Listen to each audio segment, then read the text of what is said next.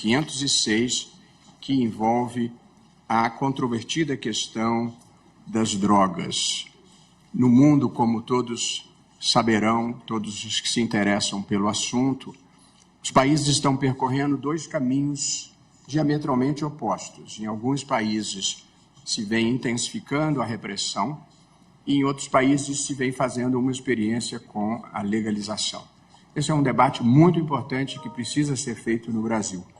Porém, queria deixar claro que não é isso que nós estamos fazendo aqui. Não está em discussão hoje no Supremo Tribunal Federal, minimamente, a questão da legalização de drogas. Essa é uma compreensão equivocada que foi difundida, às vezes por desconhecimento e às vezes intencionalmente, e eu, portanto, gostaria, inclusive em deferência às muitas pessoas, parlamentares e pessoas da sociedade civil que me procuraram, gostaria de fazer, antes de iniciar o julgamento com o voto do ministro André Mendonça, que ouviremos todos com interesse e atenção, eu gostaria de prestar o esclarecimento devido e fiz por escrito, porque gostaria de ser absolutamente preciso para nós desfazermos os mal-entendidos e as incompreensões acerca dessa matéria e do papel que o Supremo desempenha. Está em discussão o artigo 28 do Código da Lei de Drogas, que diz o seguinte: quem adquirir, guardar, tiver em depósito, transportar ou trouxer consigo para consumo pessoal, essa é a expressão-chave aqui, drogas sem autorização ou em desacordo com determinação legal ou regulamentar, será submetido às seguintes penas. 1. Advertência sobre os efeitos das drogas. 2. Prestação de serviços à comunidade. 3. Medida educativa de comparecimento a programa ou curso educativo. Isso é o que diz a lei, o artigo 28 da Lei de Drogas que nós estamos aqui discutindo. A Lei de Drogas não prevê pena de prisão para quem porte drogas para consumo pessoal. Não é o Supremo Tribunal Federal que está fazendo isso. É a própria lei aprovada de longa data pelo Congresso Nacional, uma lei que vige desde 2006.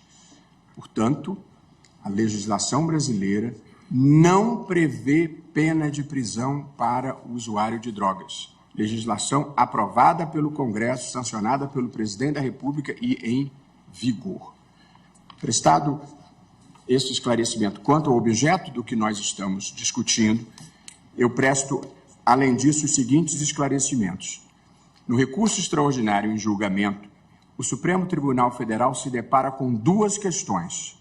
Em primeiro lugar, está em discussão se, após a despenalização realizada pelo Congresso Nacional, despenalização significando que não tem pena de prisão, o porte de maconha para uso pessoal, essa é a primeira questão, deve ser tratado como crime, punido com medidas penais, ou como um ilícito a ser desestimulado com sanções administrativas, como essas que eu acabo de ler e que constam do artigo 28.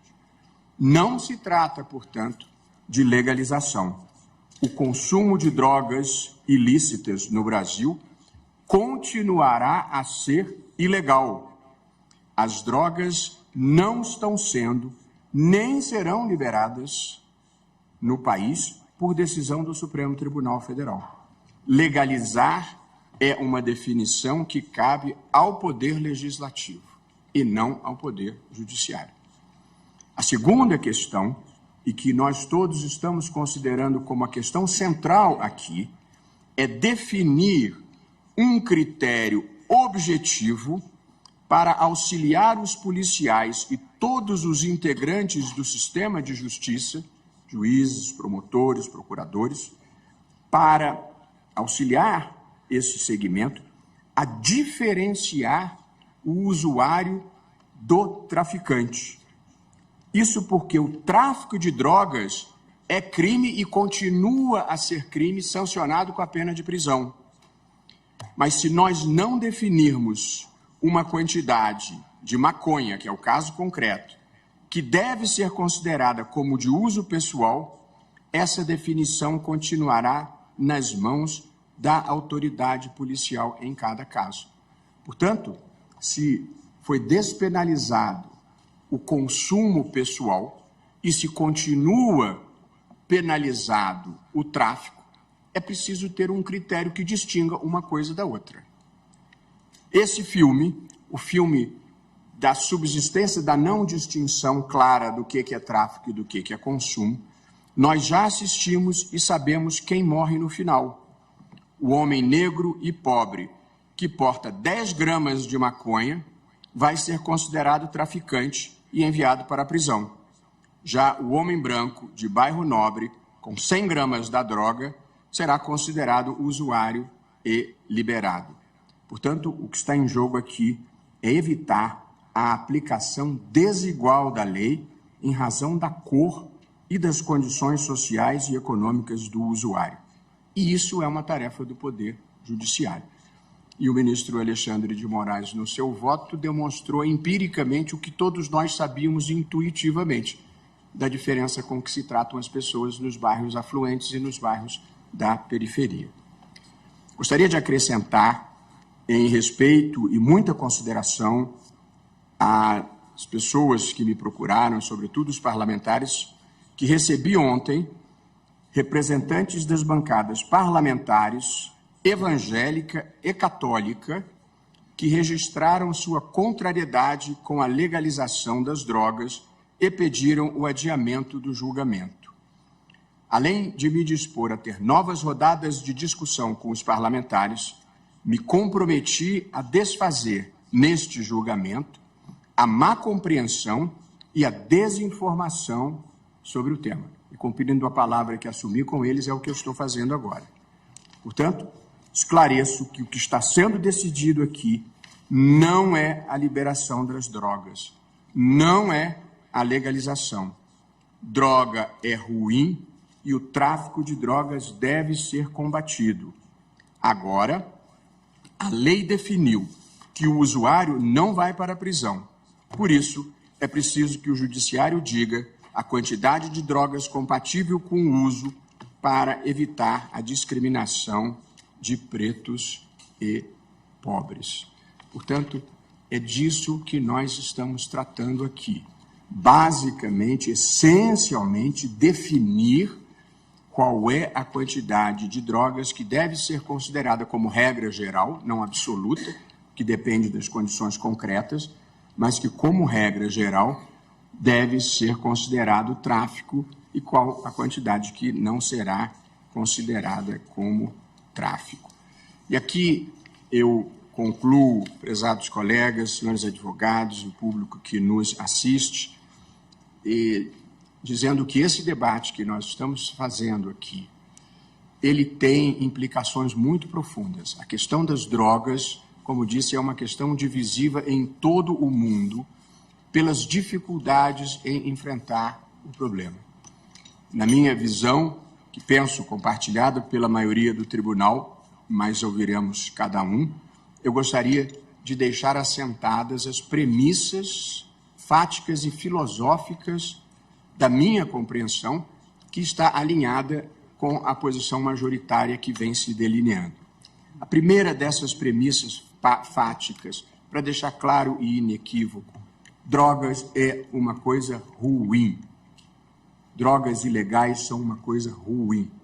Eu tenho 2 filhos que foram educados numa cultura de não consumir drogas e não desejaria isso para nenhuma família.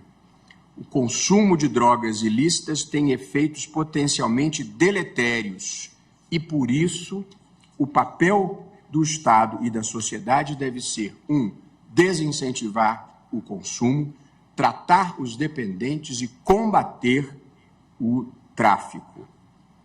O que nós estamos procurando fazer é encontrar a maneira mais eficaz de lidar com esse problema, de modo a proteger a saúde pública e diminuir a violência associada ao tráfico.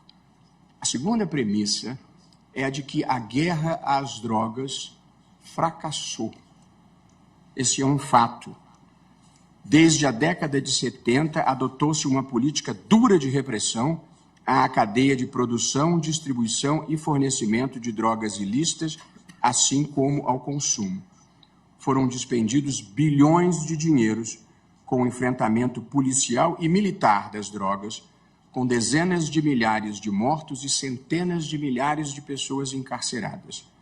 A despeito disso, o consumo só fez aumentar e a violência e a criminalidade associadas ao tráfico explodiram em diferentes partes do mundo, especialmente na América Latina e particularmente no Brasil.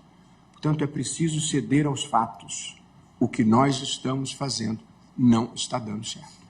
E, portanto, nós temos que ser capazes de discutir, sem preconceito, sem superstições, a melhor política de drogas. Seja quem defenda a repressão, seja quem defenda a legalização, a premissa de que não está funcionando, ela é elementar e constatável a olho nu. E, portanto, precisamos fazer um debate aberto e corajoso sobre a melhor forma de lidar com esse problema. E a terceira premissa é que a política de repressão total não tem sido capaz de realizar o objetivo maior, que é a proteção da saúde pública. Na verdade, os recursos todos acabam sendo drenados para a repressão policial e para o emprisionamento dessas pessoas. A finalidade de uma política pública de drogas no Brasil deve ser quebrar o poder do tráfico, diminuir o hipercarceramento de jovens primários e de bons antecedentes que são presos por pequenas quantidades de droga e vão engrossar as fileiras do crime organizado e das facções criminosas e permitir o efetivo tratamento dos dependentes. Portanto, prezados amigos, prezados colegas, prezados advogados e público em geral, vou usar uma expressão cara ao ministro Gilmar Mendes, é disso que se trata. Nós não estamos discutindo legalização, nós não estamos modificando os atos normativos editados pelo Congresso, nós estamos essencialmente dizendo qual a quantidade que separa porte pessoal do tráfico. É simples assim. Há uma distinção nas posições assumidas até aqui. É que a posição do relator, que foi acompanhada, em seguida vou identificar por quem, a norma do artigo 28 e as sanções do artigo 28 continuam valendo, mas são consideradas sanções administrativas e não sanções penais. Essa é a posição do eminente relator. Há a divergência de quem considera que deve-se manter o caráter penal dessa sanção. Na prática, as consequências são pequenas, porque as sanções são as mesmas que são essas que eu li do artigo 28. Os que defendem a posição do relator o faz no sentido de que, se mantiver o caráter penal, a eventual apreensão dessa pessoa faz com que ela perca o caráter de primário. E perder o caráter de primariedade para um indivíduo tem consequências práticas na vida útil, inclusive, se ele precisar apresentar um atestado de bons antecedentes, vai constar que ele não é mais primário. E, para muitos efeitos, isso vai prejudicar as pessoas. Essa é a visão do relator. A outra visão guarda deferência para com a posição do relator, que tratou como crime. Mas, no fundo, é mais uma questão terminológica do que propriamente substantiva, salvo essa consequência que eu mencionei, porque as sanções são as mesmas. Eu aqui agora apenas faço um levantamento para encaminhar a votação dos votos já manifestados. O ministro Gilmar Mendes, acompanhado pelo ministro Alexandre de Moraes e pela ministra Rosa Weber, restringe a declaração de inconstitucionalidade à substância entorpecente tratada nos autos do presente recurso, que é a cannabis sativa, portanto, a maconha. A nossa decisão se refere exclusivamente à maconha. Nós não estamos opinando sobre outras drogas. Estamos cuidando de maconha porque este é o caso concreto, uma pessoa que foi encontrada com 3 gramas de maconha. A minha posição, e o ministro Gilmar Mendes, no reajuste, propõe a fixação dos seguintes critérios quantitativos para a presunção de usuário: 60 gramas e 6 plantas fêmeas. No meu voto, que havia inaugurado essa ideia de fixação de uma quantidade, eu havia proposto, no meu voto originário, e aqui um bastidor de um órgão colegiado, eu havia proposto 100 gramas. Porém, em conversa interna com o ministro querido Celso de Mello, ele me disse: eu acompanharei se seguirmos o modelo de Portugal, que é 25 gramas. E, portanto, nas circunstâncias de um órgão colegiado, para ter o apoio do ministro Celso de Mello, que era muito importante, o meu voto formal constou 25 gramas. Mas eu agora, nesse momento, reajusto para me alinhar à posição que tem a adesão do relator, do ministro Alexandre e da ministra Rosa Weber, e agora a minha adesão. O ministro Luiz Edson Fachin também restringiu a maconha, na verdade foi quem iniciou o encaminhamento de restringir a maconha, mas no seu voto inicial não havia fixado uma quantidade, entendendo que esse era um papel do Congresso Nacional. E o ministro Cristiano Zanin adotou a quantidade do meu voto originário, que era 25 gramas e 6 plantas fêmeas, mas manteve o caráter penal do artigo 28.